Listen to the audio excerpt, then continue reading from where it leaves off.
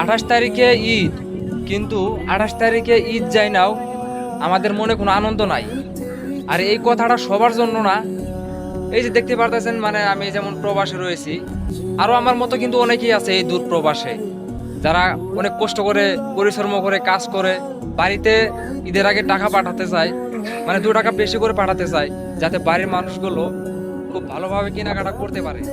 আর তারা নিজের জন্য একটুও চিন্তা করো না যে ঈদের জন্য আমাকে শপিং করতে হবে, ঈদের জন্য ভালো মতো কাপড় চোপড় কিনতে হবে।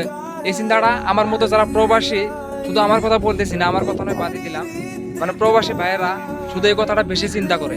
তারা চিন্তা করে একটাই, বাড়িতে ঈদের আগে যে করে হোক মানে টাকা পাঠাতে হবে, বাড়ির মানুষ খুশি থাকলেই তারা খুশি।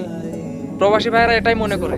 ঠিক আছে, ছোটবেলার কথা যদি কই, ছোটবেলা যদি কাপড় চোপড় না কিনতে পারতাম, যদি শপিং না করতে পারতাম ঈদের জন্য, তাহলে বাবা মার সাথে কোথাও না কান্নাকাটি করতাম, বাবা মার সাথে কোথাও না রাগ অভিমান করতাম।